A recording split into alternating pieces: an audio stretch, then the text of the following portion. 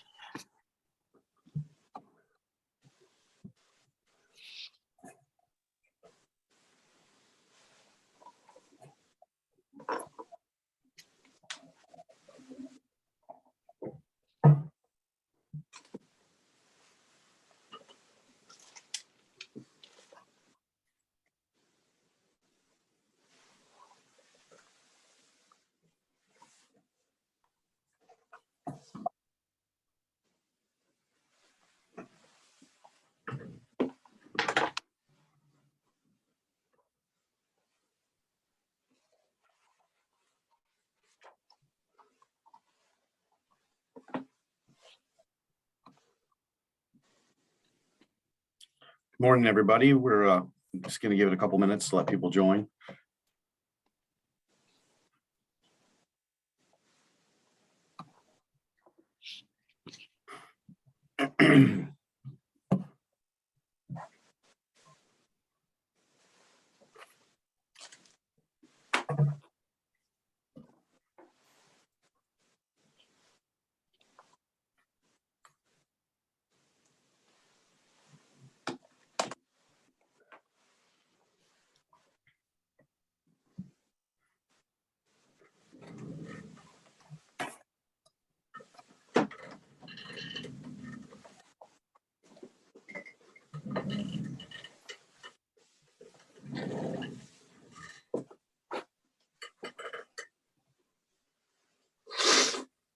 You might want to mute yourself there, Pat. Okay, happy to. Let me get in here.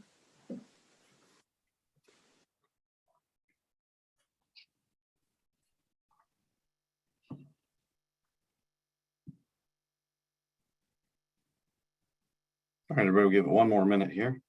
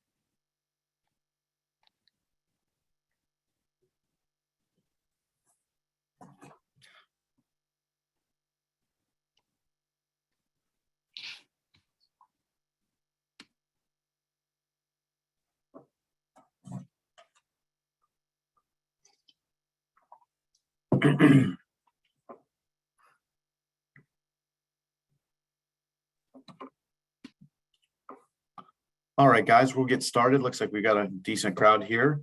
Good morning. Let me introduce myself. I'm Todd Underwood. I'm the strategic marketing manager for SIFT. This is my first time hosting one of these, so please excuse my inexperience if I miss anything. Just a little bit of housekeeping. There's a Q&A and chat function in the webinar. If you've got any questions, feel free throughout the presentations today to put those in there, and we will get to them at the end.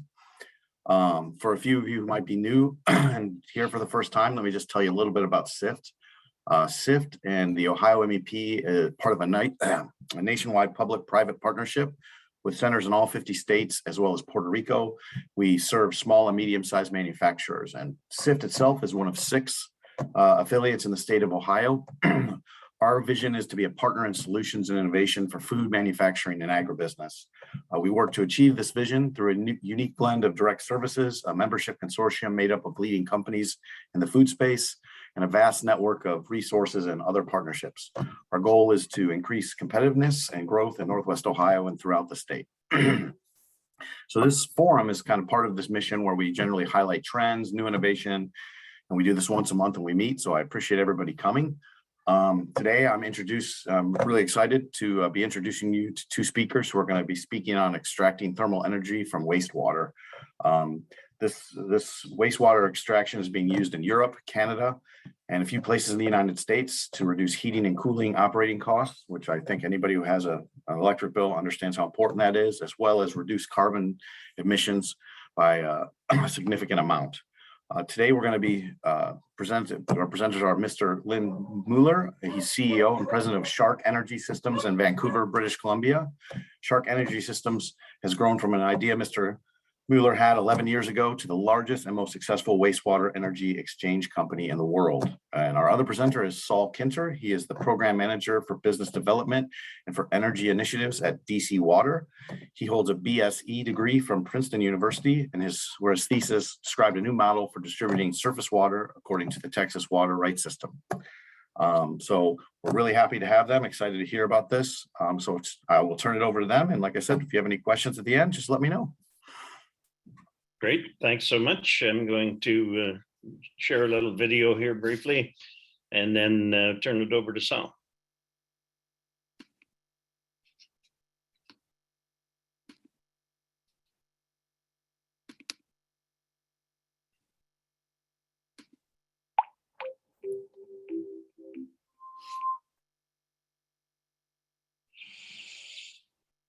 There's a tidal wave right now of trying to live more sustainable lives by recapturing heat from wastewater.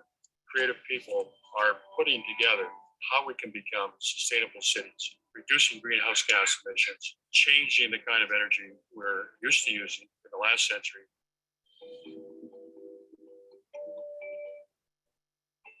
When we first started it up in 2010, we served about 1.5 million square feet of buildings. Now we have 5.2 million square feet of buildings connected to it. And in the long run, over the next decade or so, that floor area served by the system is going to grow to more than 20 million square feet.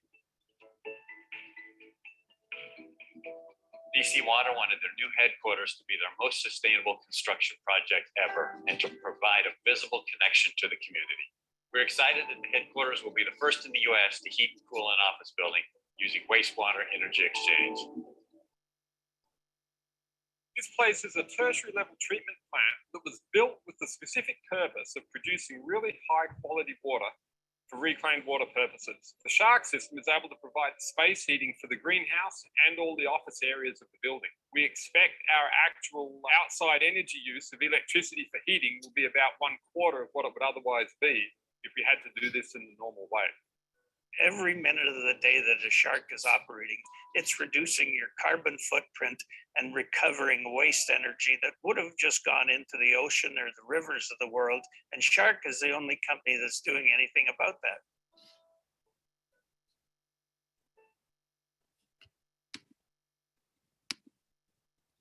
I'll turn it over to Mr. Kinter now to do his presentation.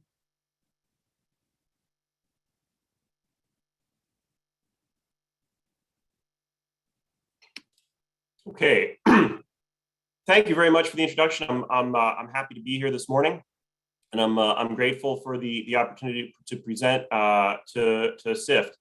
As said, my name is Saul Kinter, and I'm a program manager at DC Water. Before I begin, I need to give a disclaimer here. DC Water is a governmental authority. We do not partner or endorse any particular private company in the wastewater thermal space or any other. And so while I'm very happy to appear today along with Mr. Mueller from Sharc, it should not be taken as an endorsement or recommendation for his particular technology. We would be just as happy to appear with any of his competitors at any of the other wastewater thermal energy vendors. DC Water, for those who may not be familiar with us, we are one of the larger utilities in the country. We do water distribution and wastewater collection within the District of Columbia itself. We do wastewater treatment for most of the DC region. We are an independent authority, which means we are not under the direct control of the DC government or any of the jurisdictional governments in Maryland or Virginia. But we are, as a governmental authority, it means that we are not ultimately trying to generate a profit that returns to capital. This somewhat unusual governance structure gives us flexibility when it comes to commercial operations. We perform our mandated water and wastewater services on a nonprofit basis, which means that we collect from our ratepayers enough money to pay the expenses that it takes to deliver that service at the quality that they demand and subject to all the applicable regulations for drinking water safety and wastewater quality. But it means that beyond those mandated services, we have the ability to enter into commercial lines of business. And one of those in which we are interested is wastewater thermal energy. The point for us here is when we go into a commercial business, if we so desire, any excess revenue that we may generate beyond our costs is used to offset what the ratepayers would be paying for their water and sewer service. The pithy phrase we use is to say that our ratepayers are our shareholders. In terms of energy, DC Water, I think it is fair to say, has been a leader when it comes to minimizing the amount of energy that it takes, especially to do wastewater treatment. We developed back in 2015 this sort of big picture of energy that you see on the left here. I'm not going to go into any details today, given the limited time, but you notice that wastewater thermal energy is absolutely one of the things that we have on there. We've been working on this for some time, and we are excited about it, both in its own right and as a component of a bigger picture in terms of reducing the amount of energy it takes for us to do our what we need to do. So why are we interested in wastewater thermal? As I said, fundamentally, the point for us, and really it is the point, is to generate revenue. So DC Water sees a large energy resource that we are the, let's say, owners of, although at least that there is some debate about that. Certainly the controllers of. And, in some ways we feel like we are sitting in West Texas in 1940 or Western Pennsylvania in 1900, such that there is a large and so far untapped energy source. And we are the ones who we think can really be there to make sure it gets taken advantage of. The goal for us, though, again, acting as always in the interests of our ratepayers, is to generate revenue that we can then use to offset the cost of water. It's no secret that the cost of water is increasing very rapidly in Washington, D.C., due almost exclusively to mandated environmental work, especially as it relates to combined sewer overflows. And we have been looking for many years for any possible way we can offset some of those costs. Just to give you a sense, so DC Water, an entity with only 120,000 ratepayers, direct ratepayers, is currently engaged in building a 15-year, $3 billion stormwater tunnel, which is only one of the mandated environmental projects in which we're presently engaged. So we are under pretty substantial rate pressure, and the goal for us here ultimately is to generate revenue that can help offset that. So why wastewater thermal? What is the point? Why is there value in this at all? So the idea here, right, is that we have an efficient source of thermal energy. We have an efficient place to pull thermal energy from in the winter when we need to heat things up. And we have an efficient place to dump thermal energy to in the summer when we need to cool things down. By using a heat exchanger centered system, we can avoid building furnaces and cooling towers. Certainly, of course, there's capital cost involved in buying that heat exchanger, but there is an offset, right, in avoided equipment purchase. We get a very high efficiency on our heat transfer. On the heating side in particular, we can see coefficients of performance as high as 8. There's a building in DC that's so efficient, it frequently is seeing an infinite coefficient of performance. That is, they're doing free heating much of the year. On the cooling side, it's not quite as efficient, but again, in 4 or 5 range is very typical. And that ultimately gives you operational savings of both energy and potentially dollars up to 80%. We're not going to see that, typically for every installation or even the average one, but it can be that high, and it's not unreasonable to say that you're going to be approaching that number just in general. On the environmental side, from the building's perspective, you're looking at obviously reduced energy consumption. That's where a lot of the savings come from. You're able to go electric, which in DC is increasingly a concern as the local governments push buildings away from natural gas. And you're able to do so very efficiently, where an air source or an air heated system would have trouble being efficient in the dead of winter. And that's true even in DC, where our winters are relatively mild. I would imagine Ohio, it's so much the worse. And finally, we're able to eliminate any consumptive fresh water use. By eliminating the cooling tower, we cool without having to evaporate anything. In addition to just the direct saving side, we have found that in DC in particular, there's some additional advantages. DC buildings are height constrained, which means that often rooftop, a space within the footprint of the building is particularly valuable. And space on a rooftop in particular can be very valuable as adding an extra penthouse apartment or freeing up space for an amenity or a pool or something like that. And by having equipment that is fundamentally going to be underground or in a parking garage or utility closet, as opposed to being on the roof like a cooling tower, all that space is freed up. And that can potentially have a direct impact on your developer's bottom line. Finally, we simplify the maintenance. Heat exchanger is typically not as bad to deal with, especially versus a cooling tower. So how does it work? Typically, this is a general schematic. One thing we have found in working on this is that it's extremely site specific. It depends heavily on how deep the sewer is, how large, how close to the building. And in some cases, you can avoid actually tapping the sewer at all, as was the case for our headquarters building. But just to give a general sense, you often have a sewer pipe running under the street. You cut a hole inside of that pipe and you take a side stream. So you allow wastewater to flow to the side, often into a pit, but again, not necessarily. You have a pump that extracts water from that pit and sends it to a heat exchanger. And then the sewage, after having the energy extracted from it at that point, is returned to the flow. So you do not have sewage running through the building. You do not have sewage as the actual main heat exchange medium within the building. It is simply going through the heat exchanger. The heat exchanger then is creating condenser water or conditioned water, which supplies the heat rejection or heat extraction for a heat pump, which ultimately supplies the energy into the building, either as forced air, if it's a water air heat pump, or potentially as conditioned water, if you use a direct cooling with chilled water or heated water in a radiator or a chilled beam system. Alternatively, there are technologies out there that seek to do the heat exchange directly in the pipe, either integrated into the pipe ball as with the system on the left, or through some sort of a liner with the system on the right. In DC, we have less experience with these. We don't have any active installations.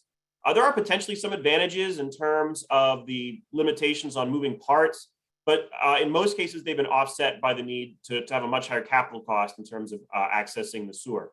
So certainly we're interested in this prospect, but it's not one that we have explored in great detail. To give the example of the two buildings that are currently in operation in DC, first is the American Geophysical Union. That's this office building on the left. The blue line shows where the sewer runs. It's actually under the sidewalk directly in front of the building. So as far as proximity goes, it was a best case scenario. There's a side stream coming off to a wet well that is on the building's property, and they happen to have this little plaza right here. So it was a very convenient place to put the wet well, with a heat exchanger located in their parking garage, again, more or less adjacent. They go right through the wall, with the sewage ultimately returned back to the sewer just a few feet downstream of where it came out. So certainly there were some advantages here in terms of the proximity. We were dealing, however, with a very old sewer, 1880s vintage, made out of brick. There was a need for extensive capital work to reinforce that sewer structurally before any excavation could be done. And it was quite deep, 30 feet down. So there was a lot of digging to do and a lot of capital work that needed to happen. The other building is the DC Water headquarters mentioned in Mr. Mueller's video. Some details about that building. Completed in 2018, it houses our admin offices. It is in fact literally built on top of a sewage pump station. So we were seeking to conserve space in the city and make efficient use of our property. And so when we were looking to consolidate our offices from some rented space and make it more accessible, the proximity of this particular pump station to the local subway system was very advantageous. We built the office on top, and of course that meant that access to the sewage was extremely easy. So we took a tap off the flow running through the basement, added a pump that moved it up to a utility room on the first floor. The heat exchanger is located there. We have some design numbers from our system. This first column shows the anticipated energy costs if we had built merely to the DC code, which I will say is one of the most aggressive in terms of energy efficiency in the country. And you can see that we were looking at a cost on the order of $120,000 a year. So again, already fairly low for a building of its size. The building designer was able to introduce a number of energy saving features in terms of the shape of the building, its orientation to the sun, some shading elements, and that cut energy costs roughly in half from where a standard sort of boxy or office building would have been. However, that was still assuming we would use a cooling tower and boiler. They did an assessment for a geothermal system, anticipating that that was, prior to the availability of wastewater thermal, the lowest potential energy use that could be achieved. And they were looking at that as getting about 14% reduction from the already extremely low baseline of this very efficient building. With wastewater thermal, they analyzed a few different vendors. They looked at a 22% energy cost reduction for one and 29% for the Sharc system, which ultimately was what was installed in the building. In terms of the costs, we did not do a specific cost assessment for our building. It was done all through a guaranteed maximum price with the builder. So this was ultimately incorporated into the overall value of the project. But certainly now that we have our building, we're happy to enjoy the low operating cost year over year, thanks to making use of this particular system. Why does this work? Well, in DC, we have taken a look at the sewage temperature throughout the source system, and this is some data that we've collected. It's from a single point, but we collected from about 100 points throughout the system, and we found that it does not vary very much. So this single point is representative of the temperature you would expect to find at any point in the DC source. Now, I cannot say that this is definitely what you would find in Ohio system. We have found that there is some climatic differences and some variation. My guess is it would be not too dissimilar in terms of the pattern, but maybe a few degrees colder. But that's something to check with your local sewer authority. What we found then is that we have a daily cycle, that's the fuzziness here, of about 2 degrees Fahrenheit, a seasonal peak in the summer just under 80, maybe about 78, and a winter minimum at about 58. Conveniently, those are not actually during the peak heating and cooling seasons. We peak at our summer temperatures actually in September, and our winter temperatures in late February. So when we're in the height of summer in July and August, we're actually below that peak, and in December and January, we're above the minimum. So this is a very favorable temperature profile. If you're familiar with heat pump based systems, the efficiency is heavily driven by the temperature of your point of heat rejection or heat input. Geothermal would get you a similar temperature profile of this, and you're going to do much worse with every other alternative. Outside air, which is the most readily available in most places, you're looking at summer temperatures again in DC of 90 to 95, and winter temperatures in the 30s. So it's maybe 20 degrees worse in the summer and 40 degrees worse in the winter. That is the source of the efficiency of this system. That's why we're able to achieve the energy reductions that we are. In terms of the amount of energy that's available, speaking roughly and making reasonably conservative assumptions, every 1 million gallons per day of wastewater flow that you're able to tap should give you about a megawatt of deliverable thermal energy. So we have in DC perhaps 200 megawatts of available thermal energy that we can extract. That would be about 25 million square feet of conditioned space. For very efficient space, it could be much more than that. This is for sort of 2 code buildings. If you build it as efficiently as our office, you could at least double and potentially quadruple that total conditioned square footage. In addition to this is really the collection system. We believe you could probably get just as much from the treatment plant, and we actually have more flow at our treatment plant because of the greater area that we serve. So potentially another 200 or even more than that at the wastewater treatment plant. Within DC's overall energy picture, this means we have the potential to heat and cool perhaps 10% of the buildings in DC. So not the whole city by any means, but a big chunk of the building stock at full build out. There's been concern always about the impact of rain and snow. This graph illustrates why we don't really have that concern. This was a very cold week in DC. You can see the air temperature plotted in blue. And starting here on about the 16th of February, we were below freezing for essentially a full week from the 16th to the 23rd. So things got very cold. And you can see that even as the air temperature was below freezing, the water temperature of the sewage barely changed. We went down in terms of a daily average by maybe a degree or 2. So not much at all for a week that was very cold. We also had some snow during this period, and it stayed on the ground again because it didn't get above freezing. Then, as DC is want to do, we had a spike. We hit a high of almost 50 from a low of 17. That snow all melted at once. We got a big slug of essentially freezing temperature water coming into the system. So a worst case scenario, right? We were going to see the temperature get shocked as heavily as it ever would be. And you can see in the flow graph, we had a big spike at this particular pump station from typical flows of maybe 60 million gallons per day, all the way up to 270. The temperature also had a dip, but it didn't get very cold. It only got into the upper 40s, which is still quite warm enough to run the heat pump system, albeit at reduced efficiency. And the dip didn't last that long. Really, the total excursion was less than 24 hours, and the really cold part was less than 12. So as long as your system can accept input temperatures that are this cold, and most heat pump systems should be able to do that, you will lose a little bit of efficiency, but the overall, in terms of an annualized basis, losing it for 12 hours here and there is really not going to wreck your overall coefficient of performance.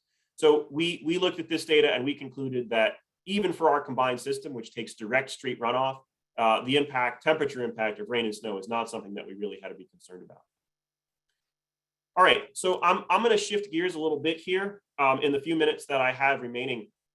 So we've been working on wastewater thermal energy for some time. What we found is that in most cases, the big barrier to be overcome is the first cost of installation. And a major component of that first cost is the cost to access the sewer, to dig down, to stabilize that sewer and cut a hole in the pipe. It's expensive, and it's something that you don't have to do with your standard office building, heating and cooling system. That isn't to say that it doesn't make economic sense. It still can, but it's site specific. And finding ways to minimize that at cost of sewage access is very important. So what we're excited about looking towards the future is the potential to incorporate wastewater thermal energy as a supply source for district energy systems. So what is this? District energy is essentially centralized heating and cooling. So having an energy center that makes hot and cold water or neutral temperature condenser water, distributes it through a network of pipes to buildings that all then use that as their heat source or heat sink for their own individual heat pumps. And as you can see here, capturing wastewater, heating and cooling from the wastewater is absolutely a good source for those systems. It's not the only one. But if you do that, the potential is to do your heat capture at much higher scale. So in other words, to place a large battery of heat exchangers potentially at a sewage pump station or at a wastewater treatment plant, make large quantities of hot water and supply them into the central system. By doing so, right, you don't have to dig, right? You have the sewage readily available, and you can take advantage of the economy of scale that implies. Without having to dig building by building, you save a lot of money in the aggregate. So, in terms of we saw an example in the video, this area, Southeast Falls Creek, I believe this is an old picture. And so given that the building stock has expanded, I would imagine that it's actually quite a bit of a larger area than what's highlighted in yellow. But everything in yellow is being heated, and I don't think they do cooling because it's Vancouver, but everything is being heated by wastewater thermal energy. So there is a wastewater pump station that has a set of heat exchangers, actually heat pumps here attached, and is making hot water that is then distributed to all of the buildings in this area just outside of downtown Vancouver. So why is this a good idea? Well, I'm not going to go through every single detail given the limited time we have. But importantly, you can achieve capital savings versus individual units in each of the buildings. This is done through essentially non-coincident daily peaks. So the idea is that your typical residence is going to have people in it overnight when it's very cold and may well have its peak heating load in the middle of the night or perhaps in the early morning. Meanwhile, your typical office building is going to have people in it during the day, and it's going to see its peak heating load during daytime hours. These are at different times. If you have to build each building up to its full capacity, then you need a lot of equipment, right? You need A plus B amount of equipment. But if you supply them both from the same system, then the capacity that supplies the residents at night can also supply the office building during the day. Now, obviously, it's not a 100% reduction, but you can save actually quite a substantial amount of the need for total installed base by centralizing. It's a real economy of scale. In addition, of course, you get the potential for operational savings. Non-coincident seasonal peaks is important. Our office building, for example, is extremely tight and very sunny. It's in a very pretty spot right on the river. As a result, we actually are cooling that building at least 10 months out of the year, maybe 11. So in months like February or November, when most of the buildings in Washington are being heated, our building is being cooled. Right now, we are dumping all of that heat into the sewer. If there were a central system, we would exhaust that heat into the central system where it could be made use of by other buildings. And it would essentially be free heat that other buildings could make use of. So we see that sort of efficiency as well. Plus, places that are simply reverse season, like a data center that's dumping heat all year round. You can't take advantage of that without a central system, but with one, that becomes now a heat source, a free heat source for buildings that need to be heated when it's cold.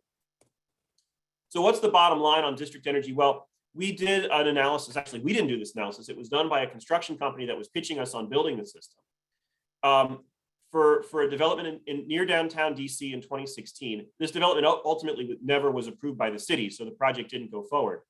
But they estimated that for a cost of about $50 million, we could build the central system, and the developers who built the individual buildings would save over 70 million in avoided capital costs from the equipment they would then not need to install.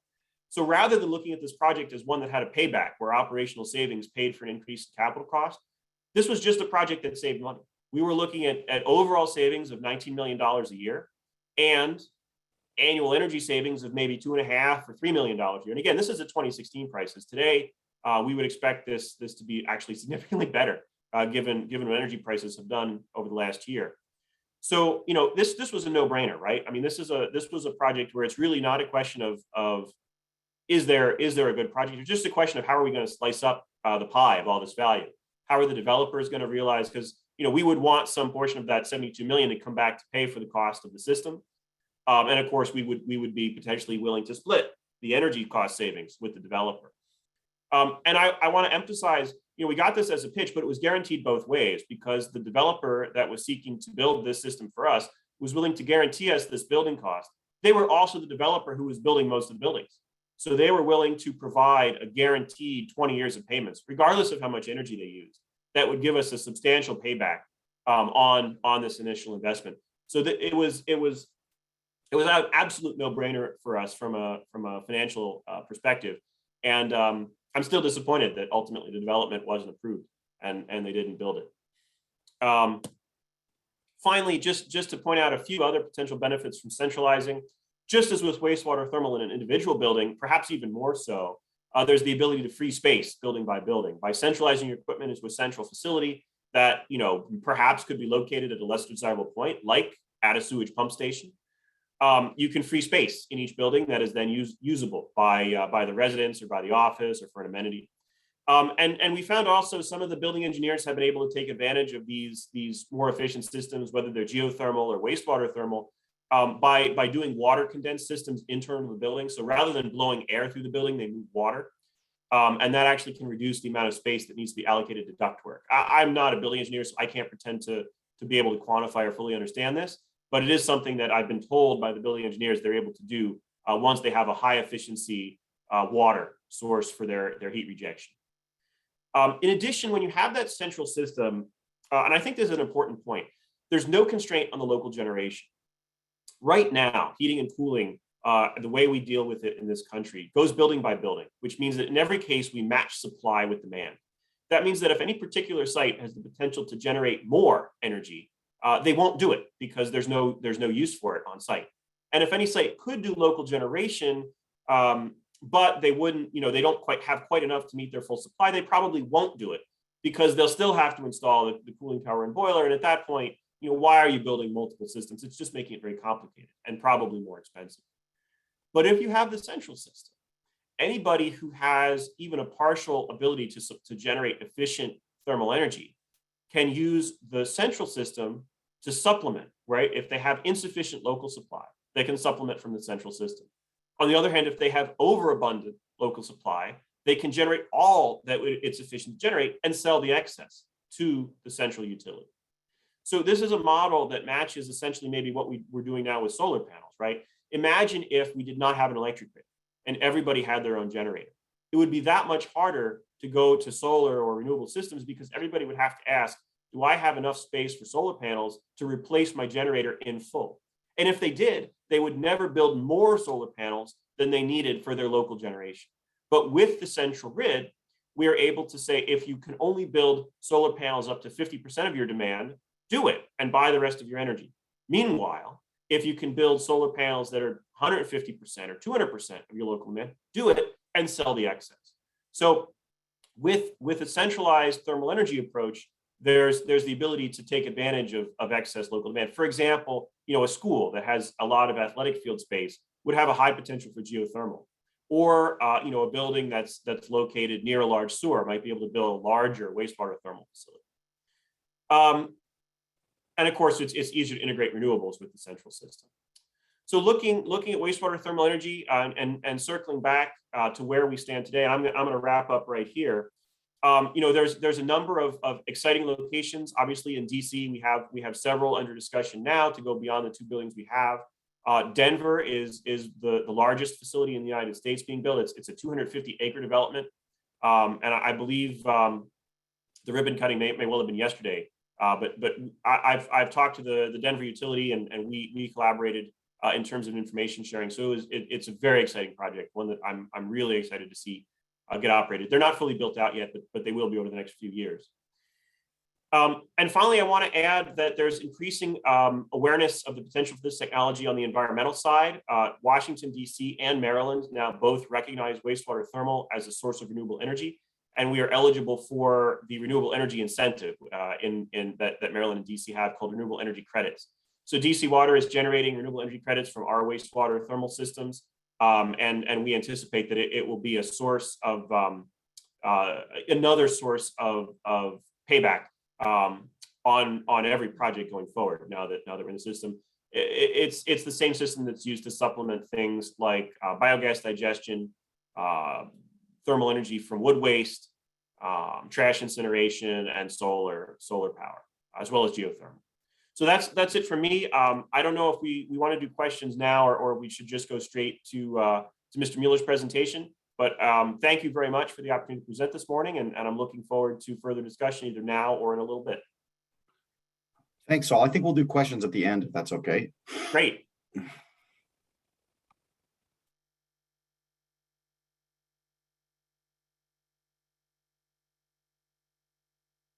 Lynn, you're muted, I think. There you go. Thank you, Saul.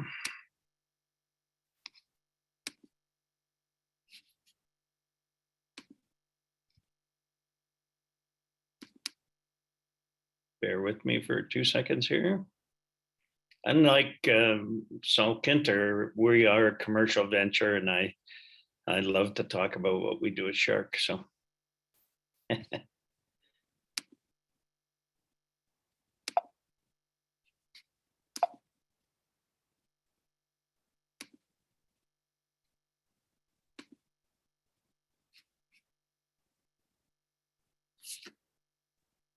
So thanks very much for your time today, folks. And I'm the CEO and president of Sharc Energy. Started about a dozen years ago with the dream that I could recover the $1,200 a year that I was using in hot water at my house. And then I thought, my goodness, if I'm using that and everybody in my neighborhood's throwing away $1,200, where is all that energy going? So we started Sharc to recover that energy. And the value proposition is that every day people shower, do their laundry, and they use a tremendous amount of hot water, and about 24 gallons of hot water a day per person in the Western world. And it just all goes down the drain.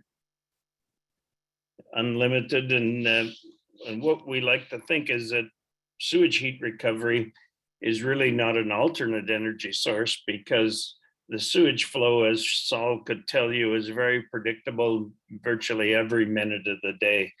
So we developed 2 products at Sharc, one that does a single building, which we call a Piranha, and it'll do the hot water for a single building.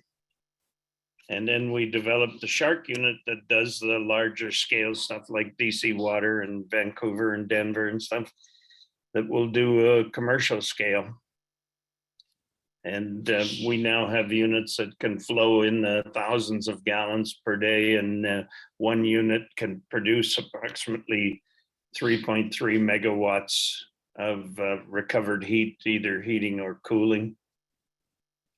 And we sell a system that comes complete and operational. When it shows up on your doorstep there, we can tap into your sewer line and you get a Sharc system that's virtually ready to turn on.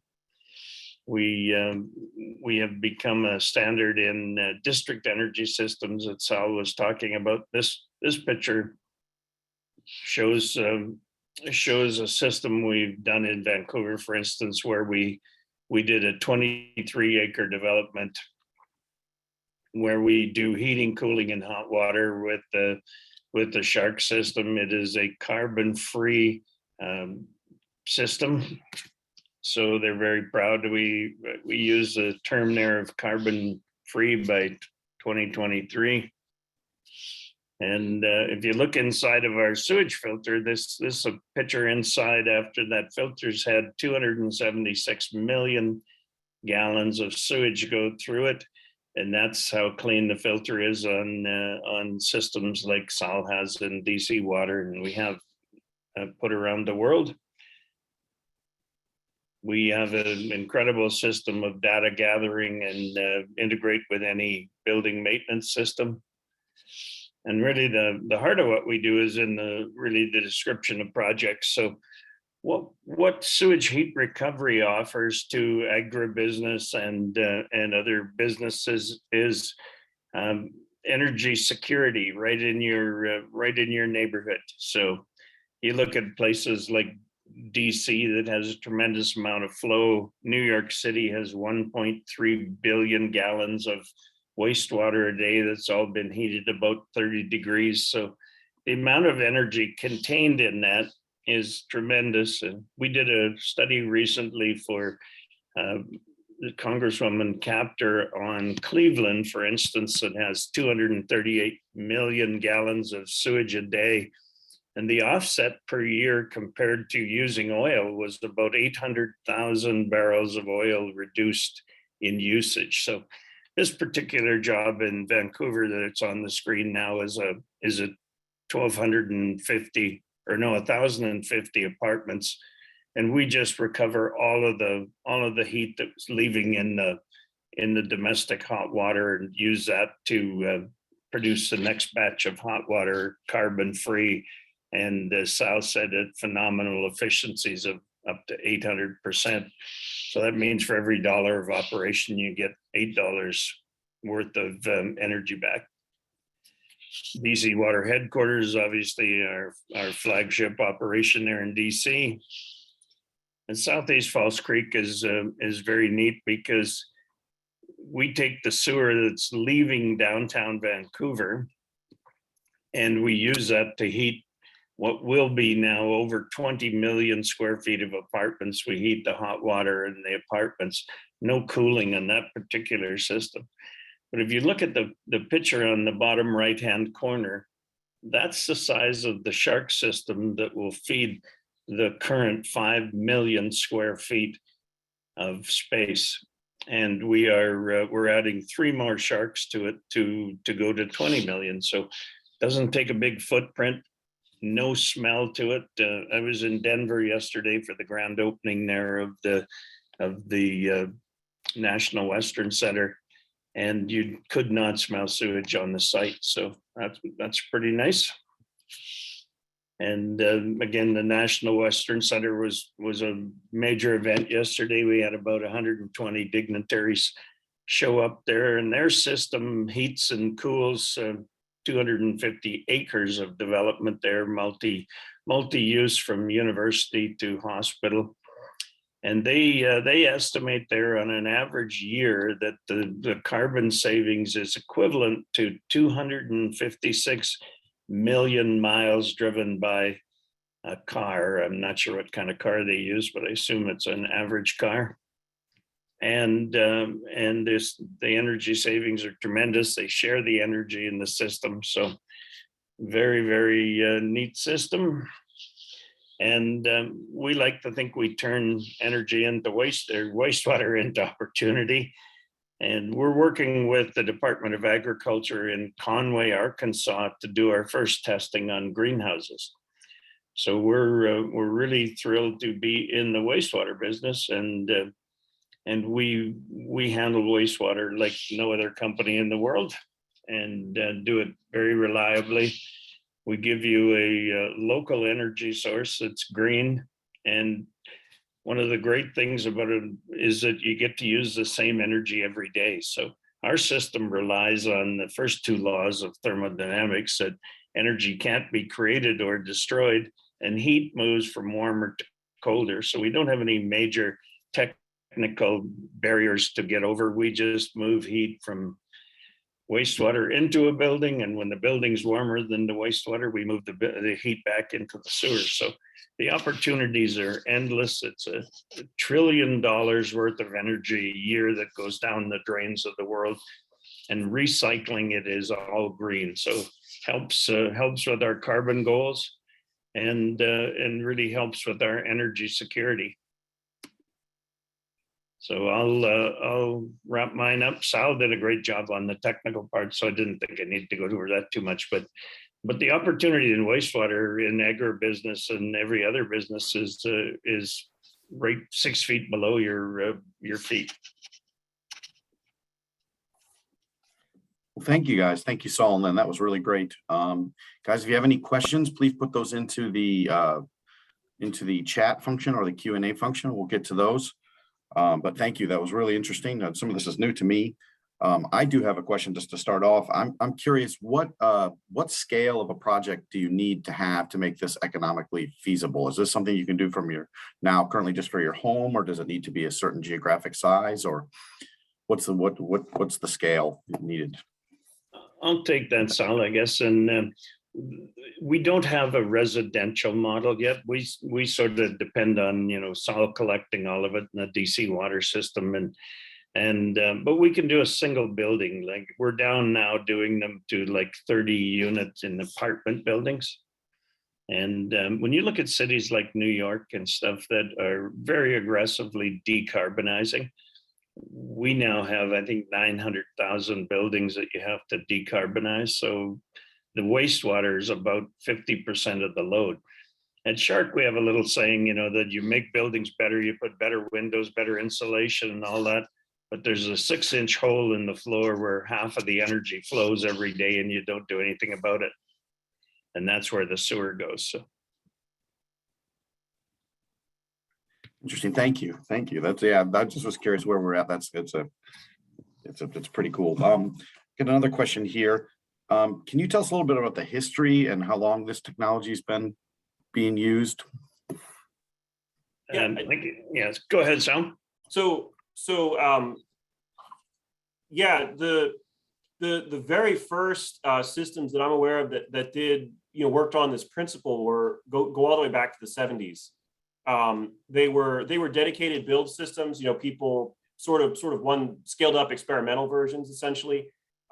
Scandinavia, there's a system in outside of Oslo in Norway, and one I believe in Finland. So that concept has gone back for quite some time, and of course, heat pump driven cooling goes all the way back to the 19th century. So the heat pump was invented back around the 1850s, 1860s. And so using that for heating and cooling is quite old. Using sewage as your heat rejection source, maybe only a few decades. I will say that I would not want to replicate the systems that were built 50 years ago. We've learned a lot since then, and Sharc is definitely an example of that, where sewage is not something to be treated lightly. It's corrosive. It has solids in it that easily clog things up. And it has a tendency to just be nasty stuff to work with, as we know very well. So it's important to have a system that addresses the fundamental difficulty of sewage, where you have something that can deal with the solids, something that is not going to corrode.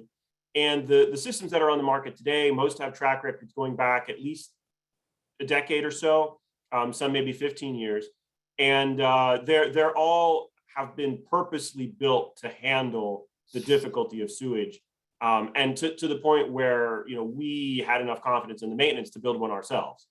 It's something that I think any buyer ought to be aware of. But certainly, the track record now it's definitely in the years, many years of operating with systems that are currently on the market. Concept much longer. Thank you. Okay, we just had another question come in. How would the greenhouse industry in Northern Ohio know if it could afford your technology? Some of our greenhouses now are over 200 acres. Yeah, I can jump in on that. I've been spending a lot of time lately with the greenhouse people. And what we can do is really map the regional flow for sewage and see where it is, but we're really not limited by distance, because with the advent of directional horizontal drilling and stuff, it'll give us a much wider area we can tap into sewer lines. So what we've been studying in the agribusiness is that you have high demands for both heating and cooling at certain times of the day. And it really works well with that, because it's really just the world's largest energy storage device is the sewer system.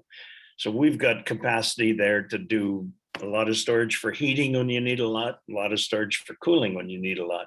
And we're working not only with open greenhouses, but we're working now with enclosed ones. So the idea is to just recycle the same energy within the building constantly. So it could have an enormous effect on the greenhouse business and reducing the carbon footprint of the greenhouse business.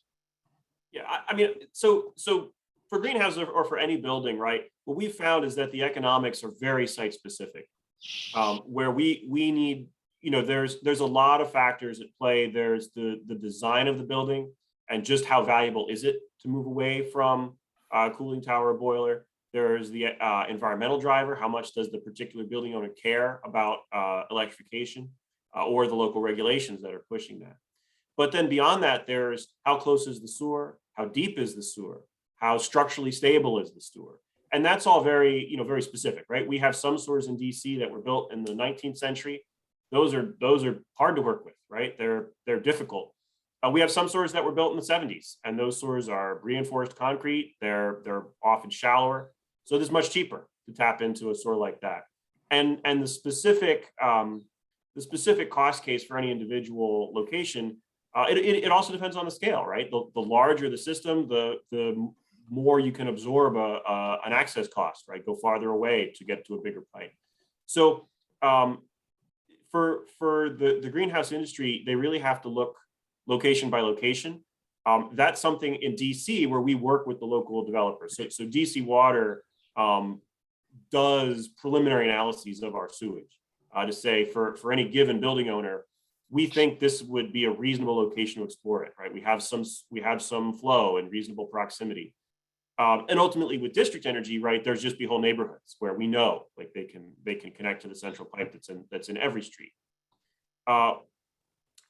Elsewhere, right, and we are always working with the manufacturers. I mean, I send referrals. Every building that calls me, I'll send a referral to the manufacturer, because at the end of the day, that building's going to have an engineer, and that engineer is going to want to analyze different options for their heating and cooling, and so they'll get numbers from manufacturers like Sharc that suggest here's the likely cost of the equipment, which they can compare to the cost of alternatives. Here's the likely performance, right? And that performance is actually quite easy to calculate because the sewage is known. The temperature doesn't vary that much, and we can measure the flow or even know the flow in some cases. So it's hard to know just sort of in general if it's affordable or has a good business case, but it's not hard to figure out once you have a specific circumstance in front of you. Okay, I think you kind of answered. We had a follow up there about how would a greenhouse connect to a sewer. It sounds like you're saying it's very site specific. With that. Yeah, I mean, it depends on the sewer, right? If the sewer is right there, you happen to have a pump station nearby, that's always going to be best. But I don't think the greenhouse would be particularly different than anyone else, right? You're gonna cut a hole in the bottom of the pipe and bring the sewage out of it, either with an immediate pump station or with some kind of a wet well and a submersible suction pump, something like that. Okay, we got another one that came in. It says, do carbon savings qualify for carbon credits that could be sold, and for how much could they be sold for, if so? Yeah, so in DC there and in Maryland, there's a system called the Renewable Portfolio Standard, which is not a carbon credit system. It's a system to encourage the development of renewable energy generation. And in both jurisdictions, wastewater thermal systems qualify for the credits that you get under the Renewable Portfolio Standard. They can be sold on the rec market, which is fairly robust within the Northeast. It's managed by our local electric distributor, which is PJM. Actually, I think they might go all the way to Ohio. I don't know if Ohio has an RPS, but I would be kind of surprised if they did. I'm pretty sure they do not. Now, as far as carbon credits, I've never actually explored this, but the question would be really one for the registries. So there's no, to my knowledge, there's no United States centralized carbon trading system, right? There's no government that's registering carbon credits, verifying them, or creating a market for them. So there's a few that come close, like there's the Regional Greenhouse Gas Initiative here in the Northeast. That's not mostly open to people outside the power industry, the electric power industry.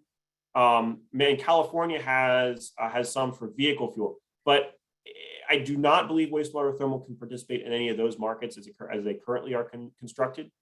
However, most of the carbon market is voluntary, with organizations generating carbon credits, verifying them through a registry, and then selling them to people who are looking to voluntarily reduce their emissions, or just making a private sale. To give one example, Microsoft has a robust annual process whereby they issue a call for proposals to do carbon reduction, and then they buy some number of those proposals each year. To my knowledge, nobody has ever verified credits through one of the registries, and I don't believe there's any protocols established in order to do so. However, there's definitely protocols for energy saving technologies. And I'm going to have to go back and check whether geothermal is in there, because usually where we've had success in getting wastewater thermal verified and registered for this sort of thing, geothermal paved the way. Because the scientific principles are identical, if any particular system recognizes geothermal, it's usually not very hard to get them to recognize wastewater thermal as well. Canada may actually, I don't know if Lynn, you can talk about Canada. I don't know anything about Canada. Yeah, we have a voluntary carbon trading system in Canada, but it can be utilized in the US as well. But it's part of the verification process that you have to go through, and then you verify it every year. But it can be extremely lucrative. And on a verified carbon credit, it's about $165 a ton. And on a greenhouse, you would replace hundreds of thousands of tons a year. So could be very lucrative. Also, some cities now want to sell the thermal content of sewers, and they'll have a contract where you can tie on to the sewer system and actually buy your thermal energy from the sewer system at a greatly reduced price. But it gives a great residual income for cities that are, now just have a tremendous cost factor associated with the sewer system. And thank you. We got time for maybe one more question. Just came up. Guys, if a city of over 200,000 persons wanted to test your technology and estimate cost, how would that city begin to select a site to do so? Well, that's a great question, because I'm just going through that right now with Conway, Arkansas, a much smaller city than 200,000, but maybe around 80,000. But we worked with the Public Works Department and located a couple sites to do, and there just happened to be a big university there. So, pretty easy process. We can map your sewer system and give you all the high points of where the thermal can be accessed. And it's really not a very involved system to work out the potential for your city. So I would say it depends on the point of the test. If it's just looking to verify, how the units operate and function and the maintenance involved, the simplest thing is just to put something either at the wastewater plant or a pump station, and offset some of the local thermal energy demand. That's always going to be the cheapest, rather than trying to dig into a sewer and work. And it's always going to be a lot simpler to do it for a city-owned building than to work with a private developer. We would have done something like that, but after doing the research into what had been done in Europe, Philadelphia had an early pilot system. We didn't see the need for sort of that pilot scale approach in DC. We felt that it was really ready to just be built. If you're looking to do kind of a first building, couple of important elements. Often best to look for a new building or at least a full renovation. Going to be easier to do the design that way, and the payback will be better because you're able to avoid whatever new equipment you'd have to purchase on the traditional heating and cooling side. a building of sufficient size is helpful. So, don't try to do this at the absolute smallest scale, because often that your payback runs up against sort of the edge. But, look for something like 100,000 square feet, maybe. Not a huge building, but something reasonably sized. And crucially, something that has good access to the sewer. So a sewer nearby, or even better, near a pump station. Something where it's going to be relatively straightforward to pull that sewage into the building. Or alternatively, something that is using the very sort of a non-full supply system. If there's a way to just use the local wastewater and offset maybe domestic hot water use or something like that, that could be another good way to pilot the system and do it in a smaller way that lets everybody get a little more familiar and comfortable with the concept. Universities may be helpful here, or hospital campuses where there's a lot potentially of hot water going down the drain. And sort of the fact that it's institutional can be helpful in just, often university will be interested in the research aspect, or, they'll have a little bit more flexibility in terms of how their building management is done. So for us, there was a private building that was really interested in doing this. And so for us, it was a matter of reviewing and permitting their design. Well, thank you guys very much. I think we want to respect everybody's time. We'll wrap it up there. I want to say thanks to Saul and Lynn for getting up early, especially you guys on the West Coast time, and joining us here in Ohio. And thank you to all our guests who joined us online today. Just a little bit, we will be having our breakfast forum again next month on the topic of climate impact in the agricultural industry. We'll have some stuff going out on that probably today or tomorrow. But thanks everyone for coming. And if you need anything further, feel free to reach out to me directly, and have a wonderful day. Thanks very much for your time, folks. Bye. Thank Thank you, everyone.